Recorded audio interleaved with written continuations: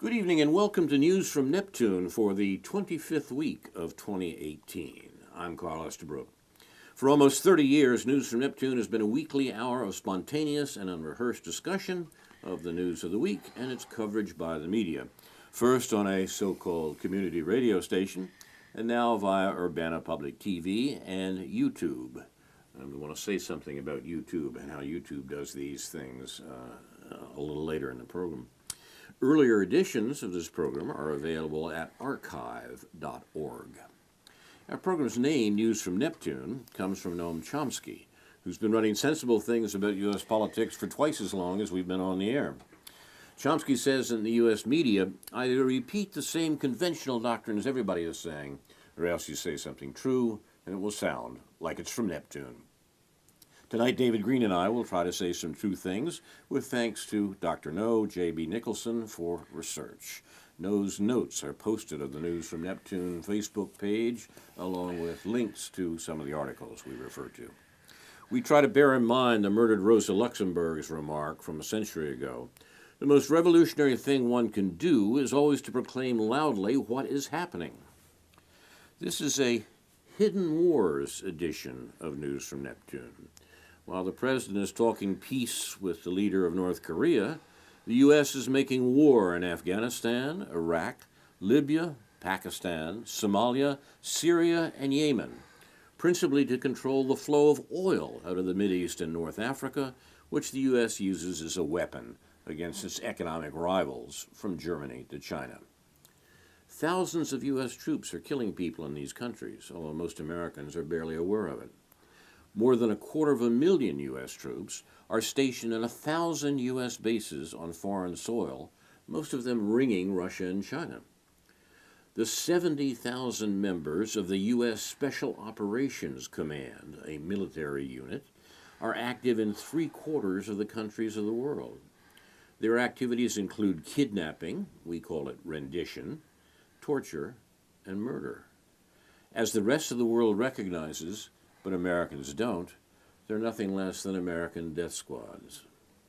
The rest of the world recognizes that the U.S. is today what Martin Luther King called it long ago, the greatest purveyor of violence in the world today. An international criminal surpassing all others. But most Americans don't know that, protected as they are by government and media propaganda.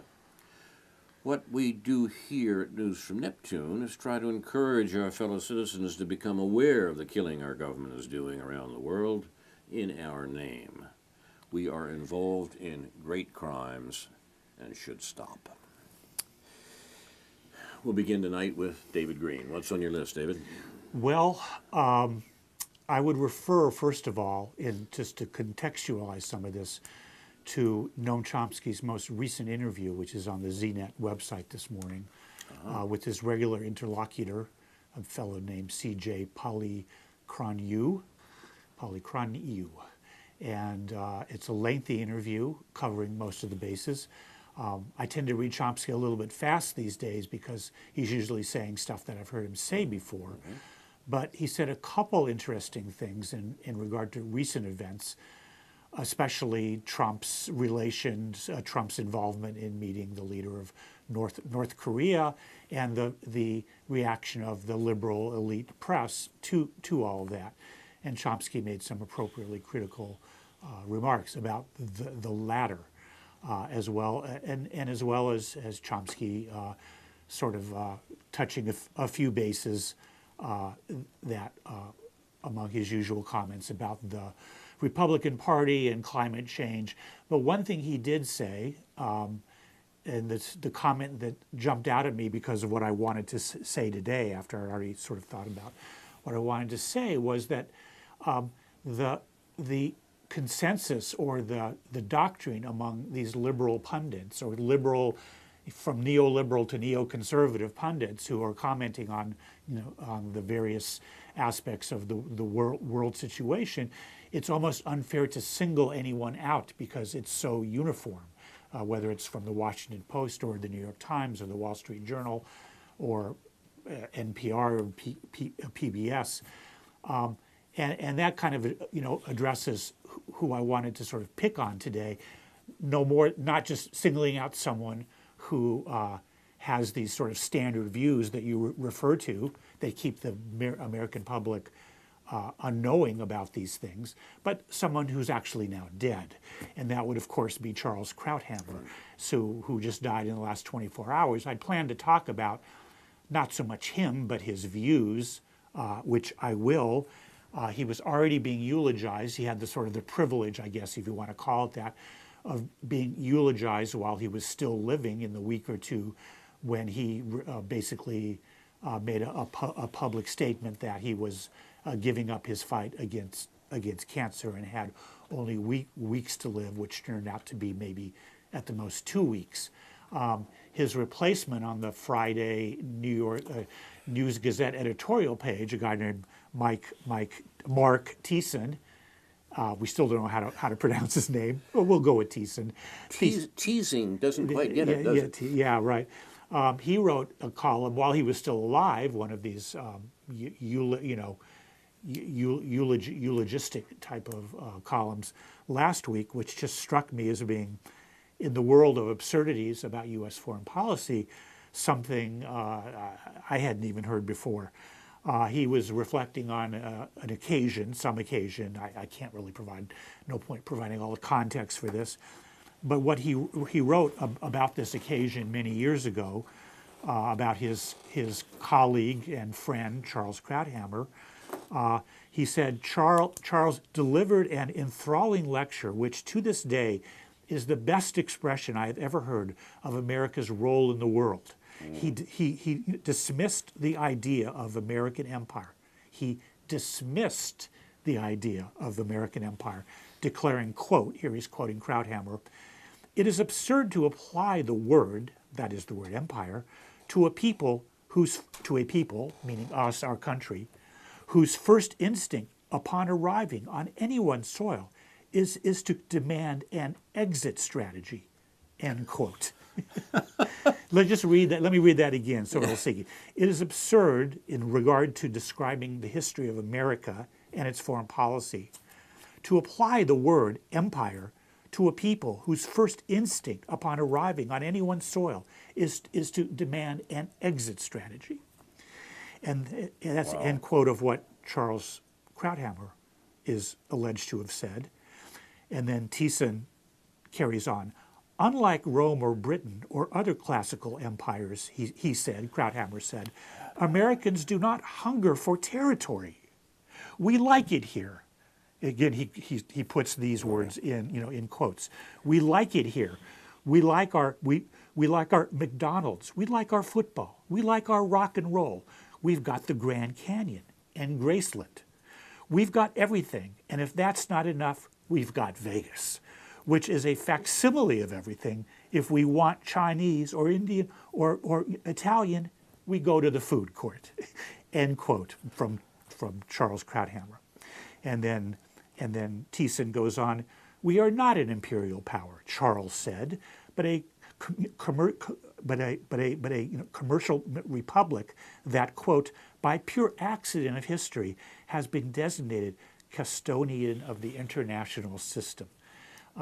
You won't find a pile of baloney any higher, even if you could go back and look at Walter Lippmann or George Kennan or any of the the liberal people, or you look at the neoconservatives like Norman Podhoretz or whomever.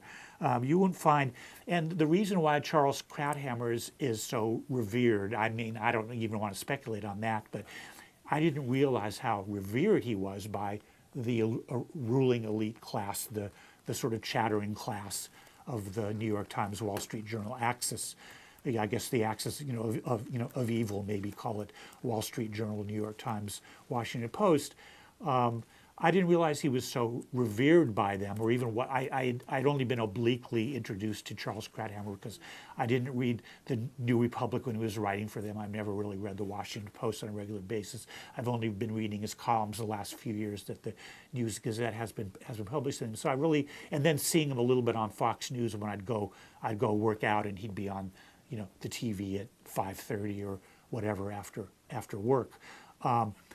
anyway. And I just thought, oh, he's this lunatic. He's this right-wing lunatic.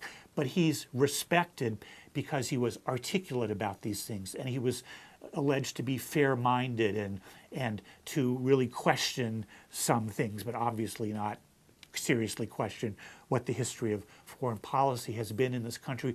I don't know, Carl. What was the exit strategy when the Puritans, when the Mayflower landed? Yeah. I mean, Boston is still there, right? I yeah, mean, they didn't that's go true. anywhere. Right. They went all the way from east to west, across the Pacific Ocean, and back again a few times. There hasn't been an exit strategy that I can recall. I don't know where such nonsense could come from, how anyone could believe this nonsense. But anyway, let me just finish up with a couple, just to balance this off a little bit. I was, in regard to Krauthammer, the New York Times published an editorial by a guy with whom I'm not familiar, Peter Wehner, Wehner. And what he had to say after Charles Krauthammer's death, just yesterday, political tribalism is rotting American politics. It needs that tribalism word that has, since Trump has risen, that is used so much.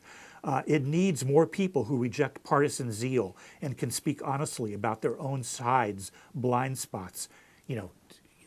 This idea that there are sides among ruling elites who shouldn't be so partisan, and blind spots and defects. Charles, referring to Charles Krauthammer, alert to the maladies of the American right, was a fierce critic of Pat Buchanan in the early 1990s, when Mr. Buchanan was bringing conservative audiences to their feet with a nascent vision of the ugliness and divisiveness that has come to characterize the Republican Party under President Trump.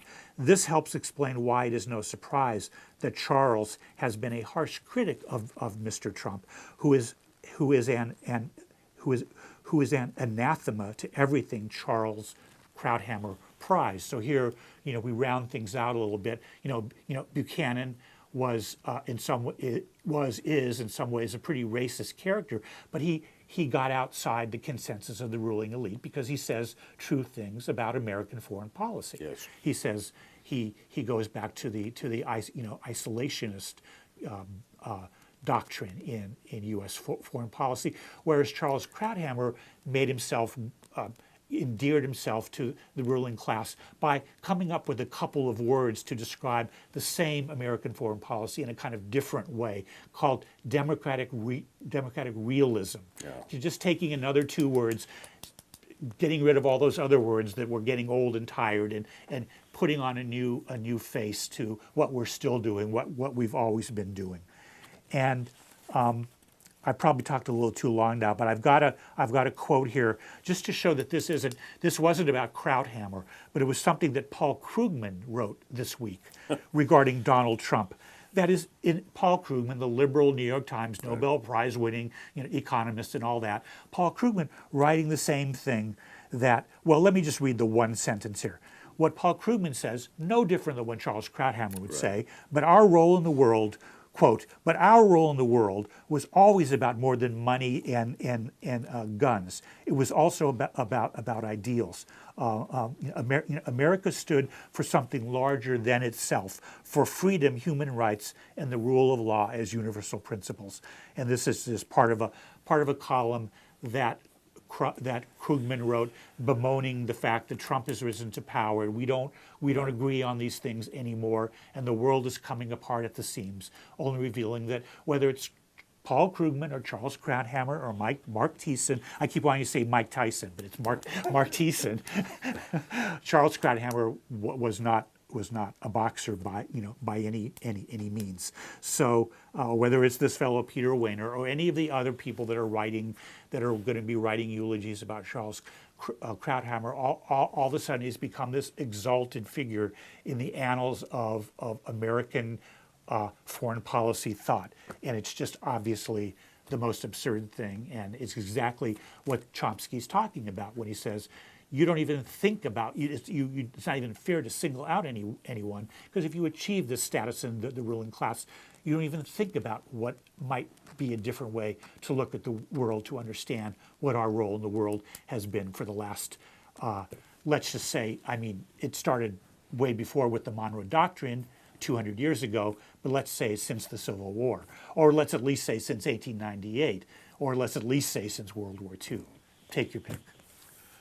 Thank you, David. You're watching News from Neptune. We're talking about the political culture that produces such figures as the late Charles Krauthammer, a particularly noxious example of American imperialist thought, and the parallels that David has drawn to other people, including soi-disant liberals at the New York Times, seem to me to be exactly right.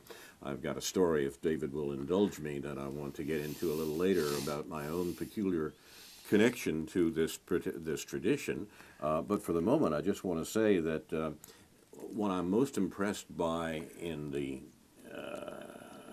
eulogies for Krauthammer and his horrible political views is the virtual unanimity of mainstream media on the belligerent policy of the United States, which, as David says, goes back a long way.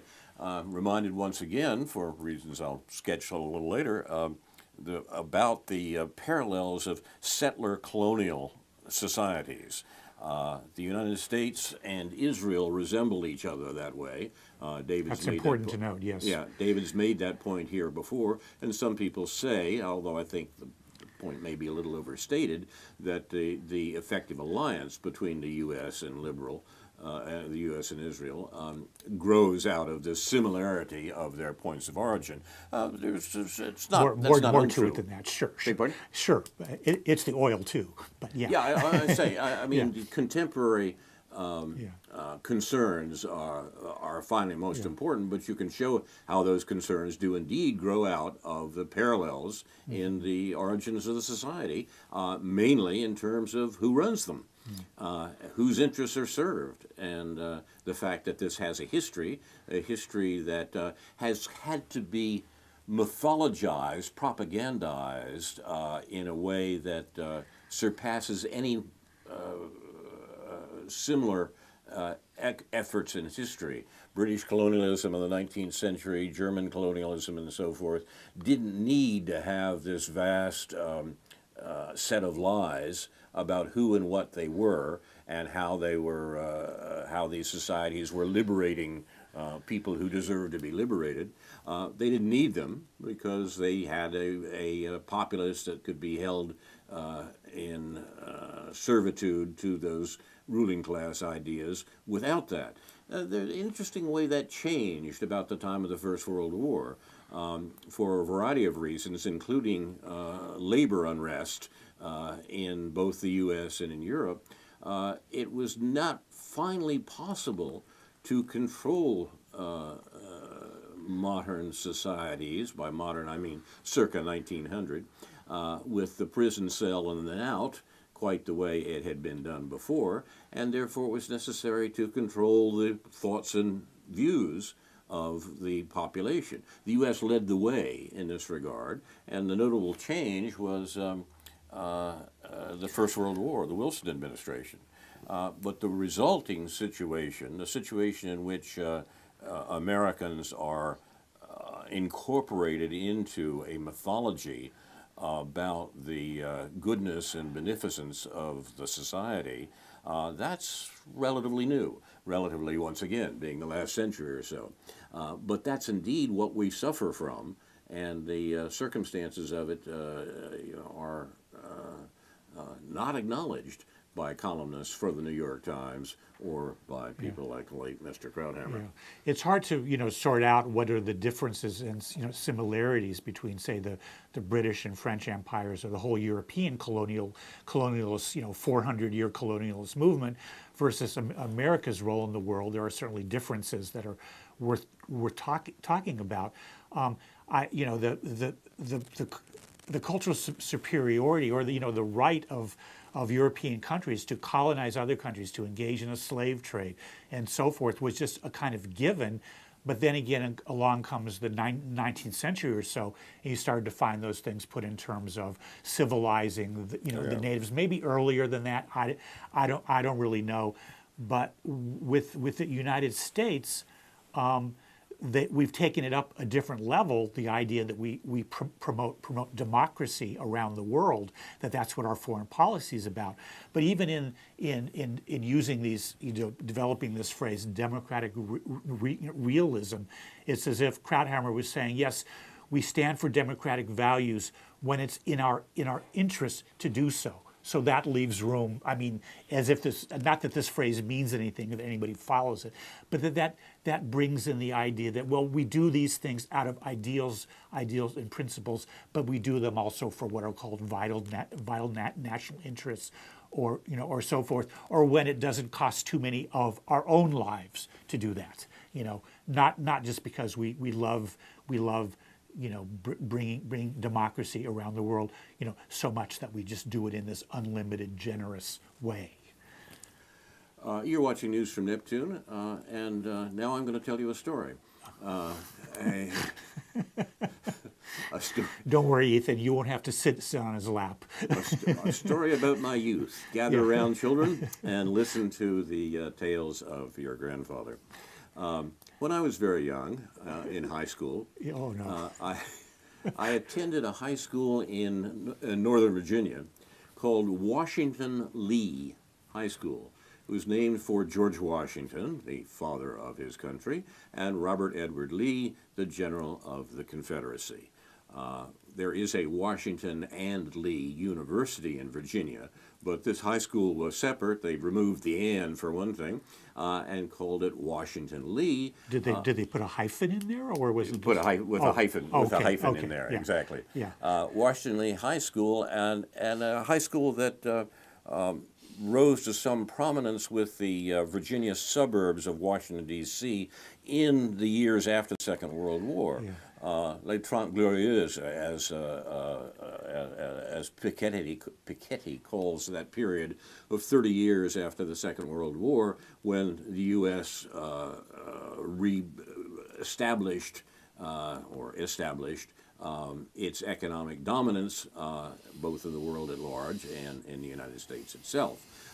The 30 years between the end of the Second World War and the coming of neoliberalism was a time of prosperity in the United States, a prosperity that depended upon the fact that the United States was the only undamaged country, for all practical purposes, to emerge from the Second World War. All the other countries, winners and losers, Russia and Germany, for example, the Soviet Union and Germany, were massively destroyed by the war itself. That didn't happen in this country.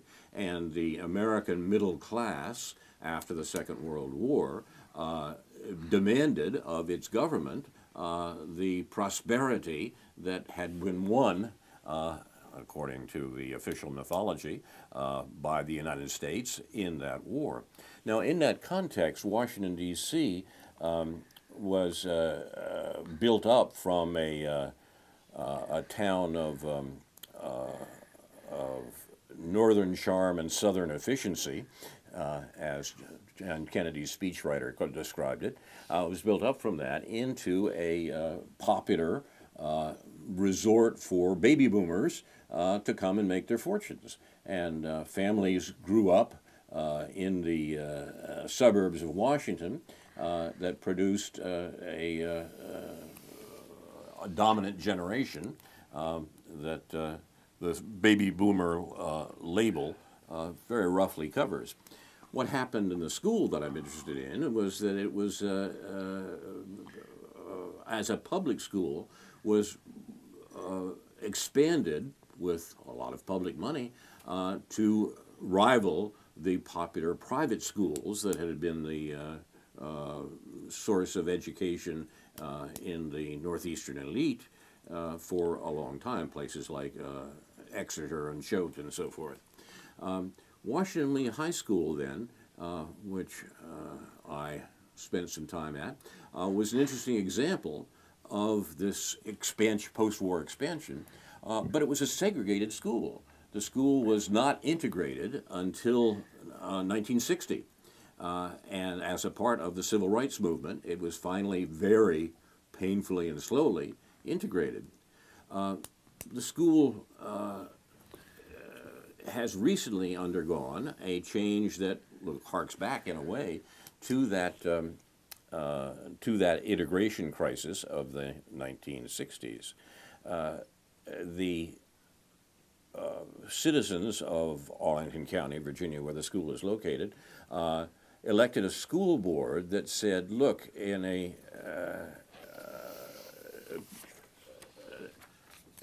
atmosphere of Black Lives Matter and so forth, we have to rethink the name of this school.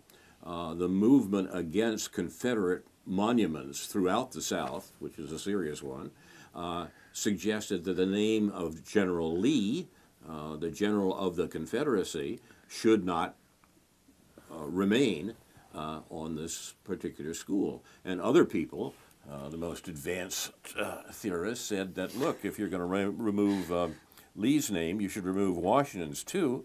Not only was he a slaveholder, a slave owner, but he carried out genocide against Native Americans, particularly the Iroquois, and conducted the War of Independence in a way that tried to exclude black soldiers from the from the American forces in the Revolutionary War. This man is no model, just as Lee is no model. Well, remarkably enough, this view has prevailed in Arlington County, Virginia, suburban Washington, and the name of the school is going to be changed. Well, the outcry is, as you can imagine, tremendous. It's a lot of fun to get involved in this because it is an occasion for a serious discussion of American history, American politics, and American war, both in the 18th century and in the 21st century.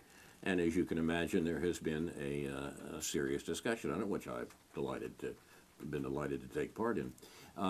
What has amazed me most about it is the way in which these people, educated at this school, proud of itself, and some of them almost as old as I am, are involved in the discussion with an understanding of American history and politics that would embarrass a fourth grader.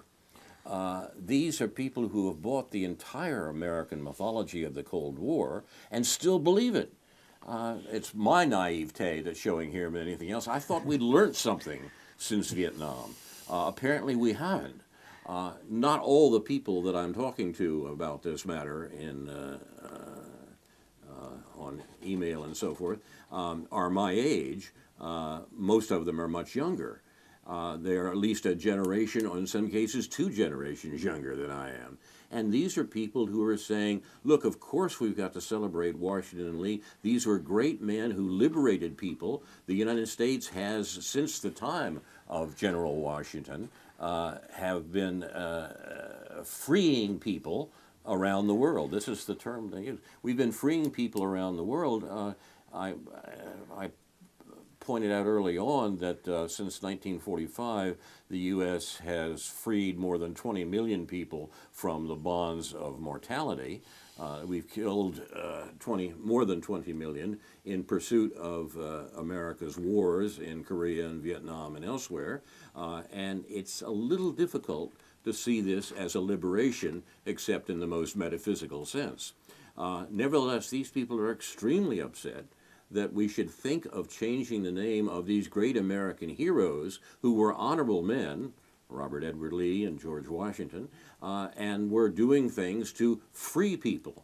That's a little hard to maintain of the General of the Confederacy, but apparently people have no trouble doing it for the General of the American Revolution, as we somewhat laughingly call it.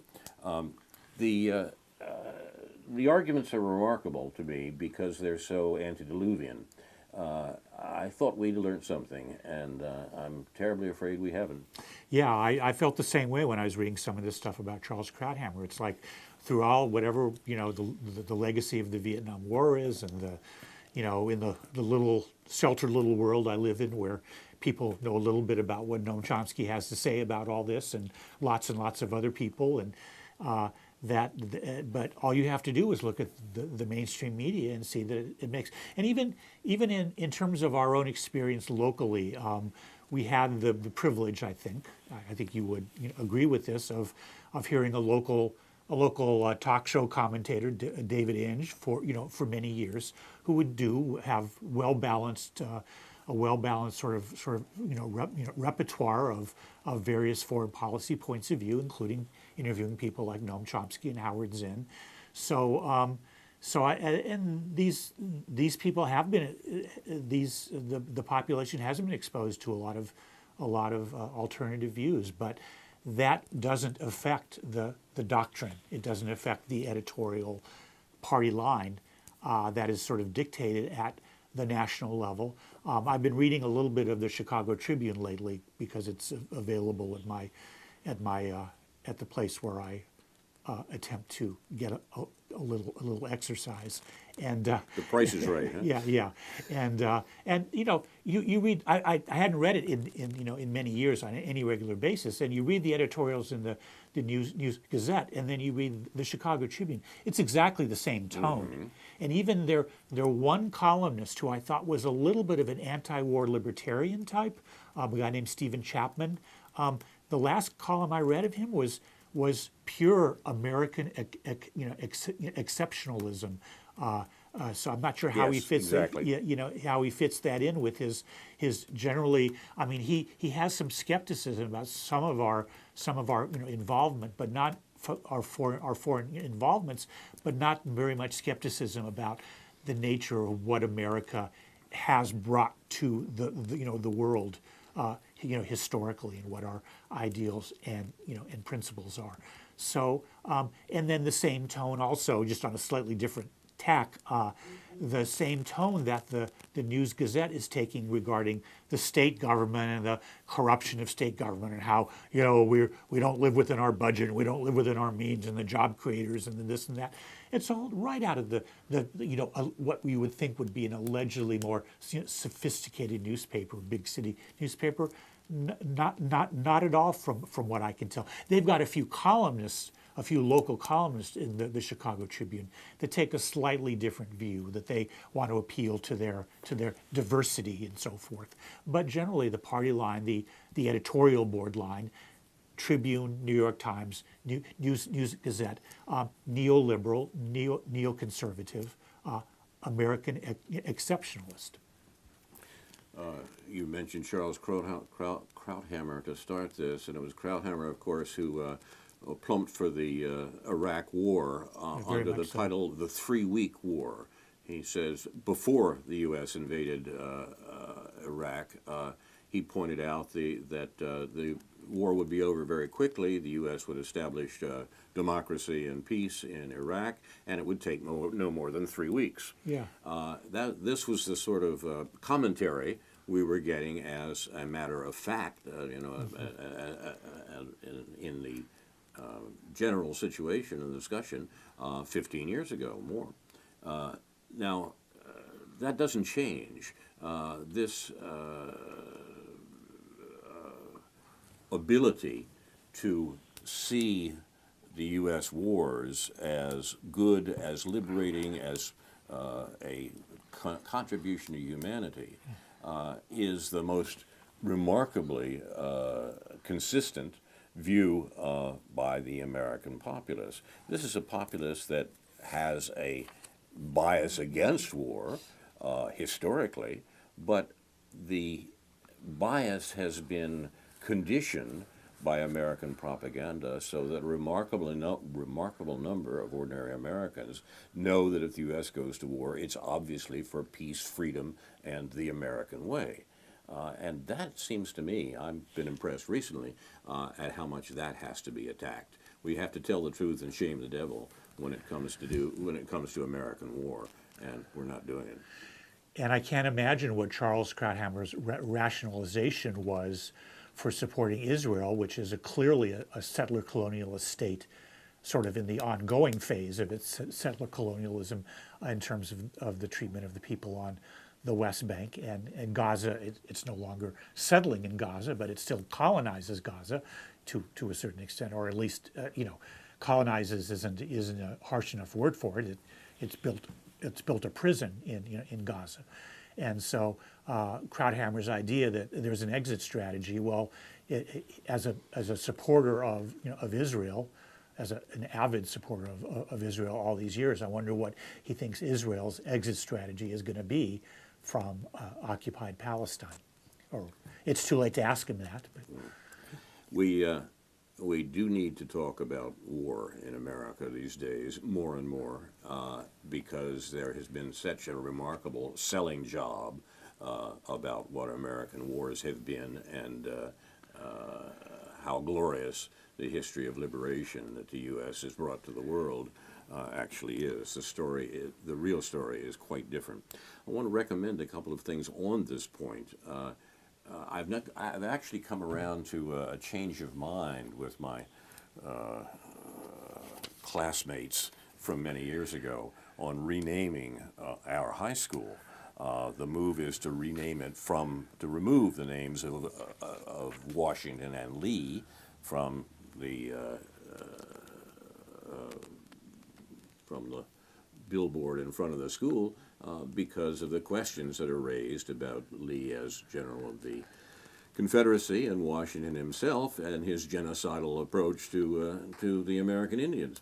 I now think it's right to leave the names on the school and to tell the truth about what they actually did, to tell the truth about American history, to tell the truth about the settler colonialist tradition that David was talking about, and let people finally know something about what the American Revolution and indeed the Civil War and finally much more recent wars were really like.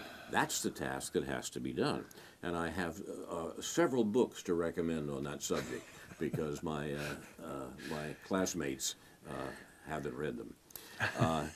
The recent things that are very important. Gerald Horne's recent book, The Counter-Revolution of 1776, points out the elementary fact, denied entirely by the American tradition, that the American Revolution was in fact in defense of slavery. The reason the war broke out was that American elites, North and South, feared that the British government was moving towards the abolition of slavery, which it actually was. The British government was moving to the abolition of slavery because it knew it was being outperformed economically by America because of the use of slaves. Okay, said the British upper class, let's get rid of slavery in America. This was the view in 1776. The Americans said the Brits are trying to steal our money, and they're doing it by abolishing slavery. We need to revolt against Britain in order to protect slavery. That's what George Washington was doing. Now, we need to talk about that in the country, and people need to be told what liberty actually meant in 1776. Just if I could make one comment, just in regard to that, it's analogous to the rules of the game. You're losing the game, so let's change the rules, and that's similar to all the rules about trade, whether it's tariffs. Right. It's big because it's so big in the news right now. Whether we're losing the trade war, so let's change the rules of the trade war. That's what Britain did in its history and its economic rise. That's what we did in our economic rise in the 1800s. But that's Gerald Horne's book, The Counter-Revolution of 1776, published last year, is one of the few accounts, it seems to me, that takes up this point, and I'm recommending it to a lot of people. When we come to the Civil War, there's no argument, there has been in American history, there's no argument that the issue in the Civil War was slavery, in spite of the attempts of some later historians to say, oh no, it was states' rights, it had nothing to do with slavery. Well, of course it was slavery, but it was slavery in a slightly different way than we usually get the story. The North attacked the South under the Lincoln presidency. Indeed, that was that's what precipitated the war. Lincoln was the first president elected from a party that was opposed to slavery. It was opposed to slavery because its backers, northern industrialists and capitalists, knew that their method of exploiting labor, the wage contract, their method of exploiting labor really wasn't as efficient as slavery. Therefore, slavery had to be destroyed. The North attacked the South, not the other way around, in the Lincoln administration. Lincoln attacked the South in order to destroy the competition for that northern manufacturers were finding from the production of the South. One of the few books that talks about the circumstances for the outbreak of the war and assigns the proper responsibility is a book from 10 years ago by the historian William Marvel entitled Mr. Lincoln Goes to War. And anyone who wants to talk about the Civil War and slavery needs to begin with this careful consideration of what the Republican administration did when it came into office in 1860. The third book that I would recommend on this tour would be a more recent book by, of course I'm blocking the name. The book is called Human Smoke. Nicholson Baker. Thank you very much.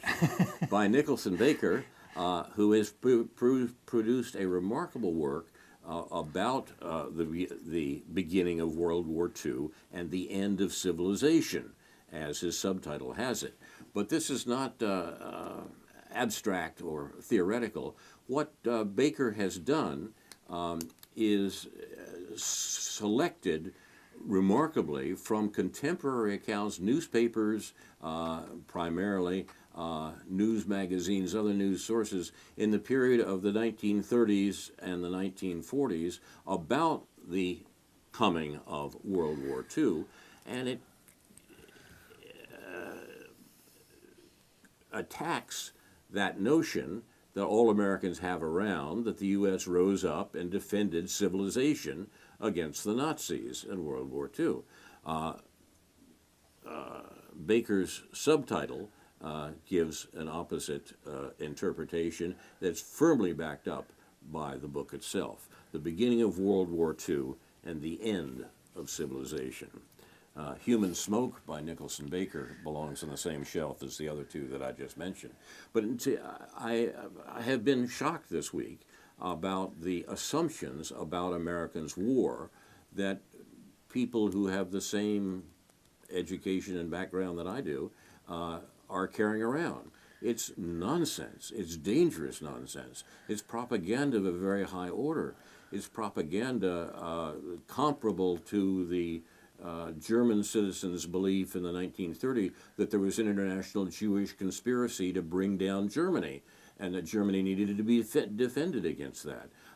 That propaganda campaign was no more successful than the propaganda campaign that sees American wars as wars of liberation, wars of freedom, wars to the benefit of humanity.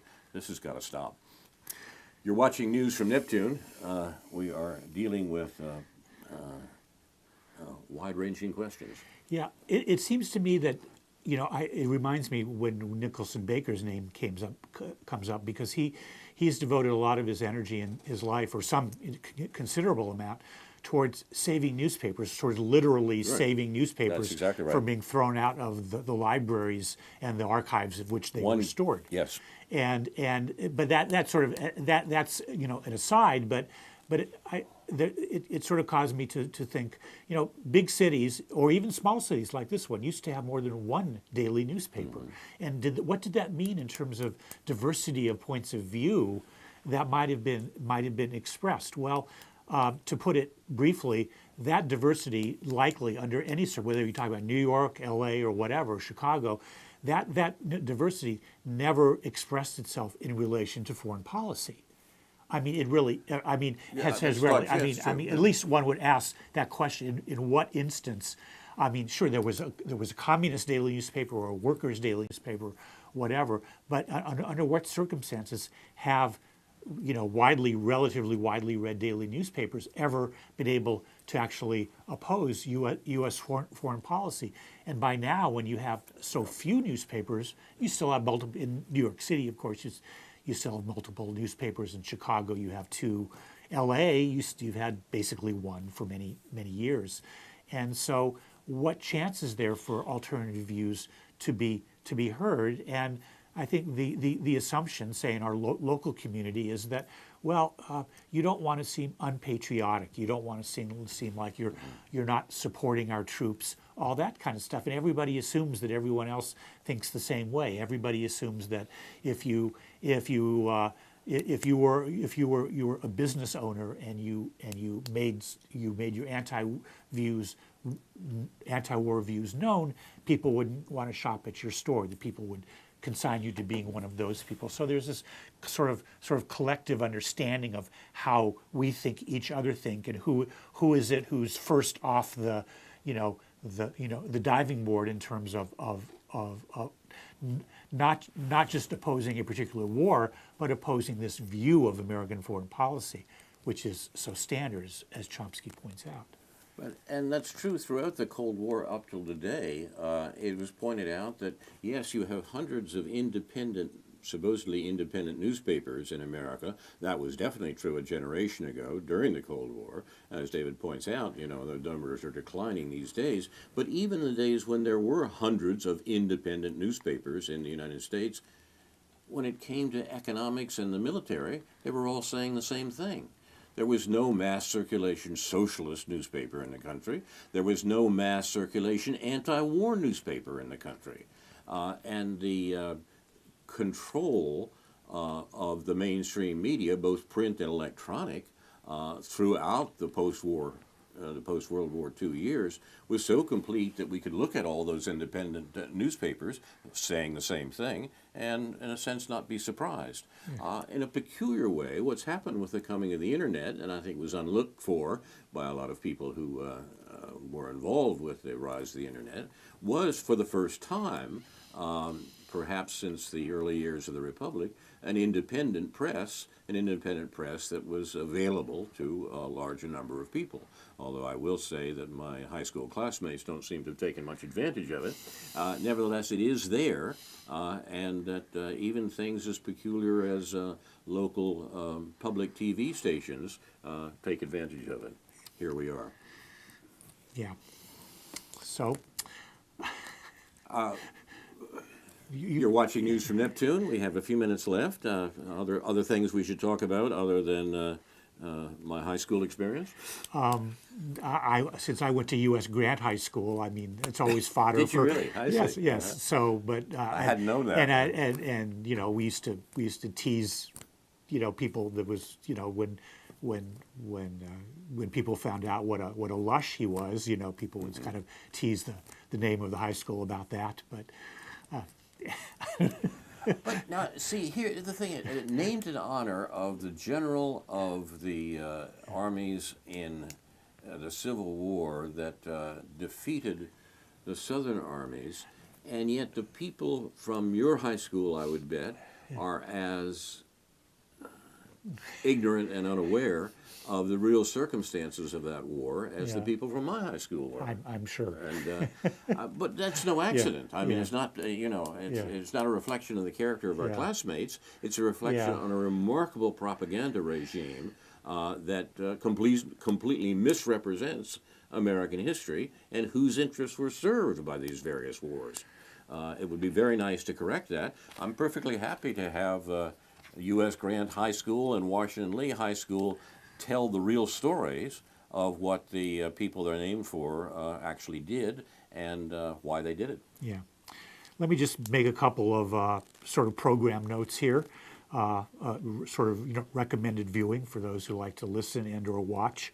A nice interview by Norman Finkelstein, of Norman Finkelstein by Chris Hedges, about 25-minute interviews, so you don't have to watch one of Finkelstein's hour-and-a-half lectures if you don't want to. Although Hedges is rightly accused of sort of interrupting his guests too much, and he absolutely does that too much with Finkelstein. Norman is a good interview subject, and along those same lines, a nice interview on the podcast that Max Blumenthal and Ben Norton do.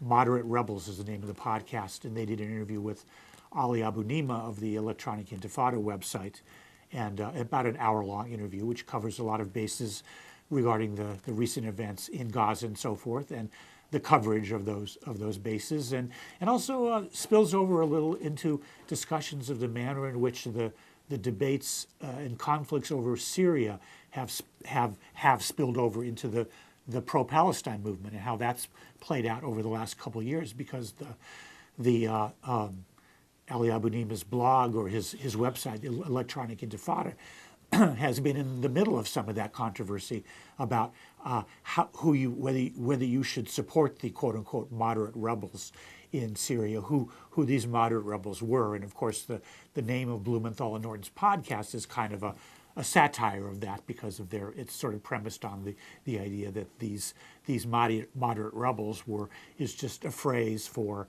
another way of American imperialism asserting itself in the Middle East. While we're also talking about program notes, Yeah.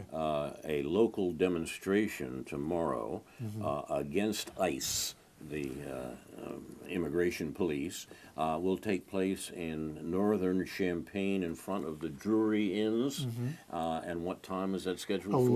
11 a.m. It is scheduled for 11. It is scheduled for 11 in the a.m. We recommend that highly. Friends and associates of ours are involved in this, and under the circumstances and the news of the week about the Americans' wretched immigration behavior, it's very worthwhile, I think, to turn out and show the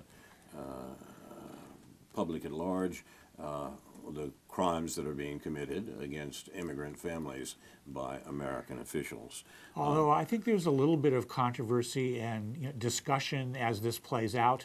I mean, at least in my own head, and in the way I'm viewing this. And I plan to attend this, but I get a little bit skeptical, and this is sort of the dilemma of being sort of a self-described radical as I am. It seems like when something gets really popular, it's because the Democratic Party is going along with it. And I try not to notice Democrats. So the question is it the right thing to do or not? Yeah, it's the right thing to do. It is the right thing to do, and I hope that there's a chance that people who are less inclined to have an overall critique of the way immigration works in this country open themselves up to these critiques, as opposed to just seeing this as a kind of one-off cause on behalf of these children and these families. That's certainly true. To put this into context would be a very good idea indeed, and the fact that the wretched Democrats are trying to make hay while the sun shines on the sufferings of children and immigrants shouldn't surprise us. This is nothing new, but the issue is the important thing, not the fortunes of these collaborationist parties. Like Similar concerns as to what I was expressing about the Dreamers controversy when that was at the forefront, although that hasn't been resolved and it's still at the forefront. And you know that there's a lot of politics, there's a lot of quote unquote partisan politics behind these that have nothing to do with whether the Dreamers problem is going to be resolved. It's just how can you as a Republican or Democrat take advantage of this issue to shore up your base or whatever it is that these political parties customarily do. As I said, our normal list of links and No's Notes, which has a number of links to themes that we should have got to today and haven't, all of that will be on the website for News from Neptune, and I recommend it to you highly. Also, I want to recommend something that we've a website that we often mention here, Counterpunch. The editor of Counterpunch, Jeffrey Sinclair, has a remarkable column this morning. Yes, he does. Entitled Intolerable Opinions in an Intolerant Time. And he's talking about the 17th century radical John Lilburn. And you would say, in the midst of all this, why do I need to hear about John Lilburn? Yeah. Lilburn. I would suggest you read it, and you will see why you should. The issues of tolerance and intolerance, and the words are far too weak, are unfortunately far too present, and the remarkable story that Jeffrey Sinclair has to tell about the age of Oliver Cromwell should be attended to. It's that history we should know about and don't, a recurrent problem. You've been watching. You should just to refer to that period of historical time. You should. I'm not sure if he mentions ranters. I know he mentions some of the other sects of that time. But you know, in case you want to ever encourage some, or if you ever want to disparage somebody by referring to what they say as a rant, you should at least know who the ranters were. They were a pretty reputable, as far as I understand, group of people of that era who didn't like what was going on. It's a bromide to say that people who don't attend to history are condemned to repeat it, but like most bromides, it has a problem of being true. You've been watching News from Neptune for the 25th week of 2018, presented by Carl Estabrook and David Green, produced and directed by Jason Liggett and Ethan Young. This has been a Hidden Wars edition. Our thanks to Research Director Dr. No J.B. Nicholson, the third man on News from Neptune, for the notes that are posted on the Facebook page for today.